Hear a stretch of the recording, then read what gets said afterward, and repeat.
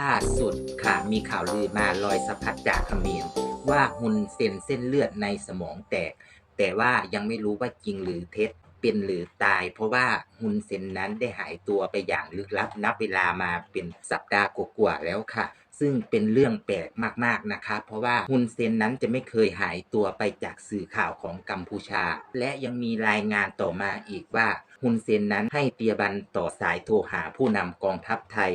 บอกขอให้จงเชื่อใจว่าจะไม่ทำอีกแล้วค่ะถึงแม้ไทยจะตรวจสอบแล้วว่าเป็นเสียงจริงไม่ใช่ AI แต่ฝ่ายมั่นคงของไทยก็ไม่อาจจะเชื่อใจได้อยู่ดีเพราะว่าเขมรนั้นยังมีการกระทำและพฤติกรรมที่สวนทางกับสิ่งที่พูดมา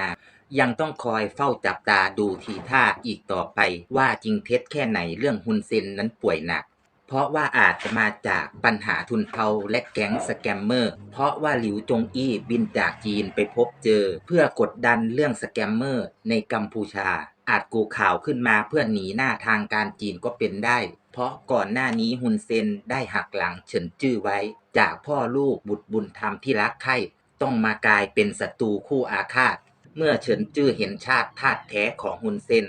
จึงได้ซักทอดถึงคนเป็นตัวการใหญ่และยังเป็นหัวหน้าควบคุมทุกเครือข่ายตัวการใหญ่คือฮุนเซนเป็นผู้นำถึงเวลาเวรและกรรมทำหน้าที่เพื่อชดใช้ความอับปีความละยำที่ทำไว้ตระกูลฮุนคงใกล้ถึงเวลาล่มสลายเวรเคยทำกรรมสร้างไว้ชดใช้มันไม่มีวันว่าอำนาจจะคงที่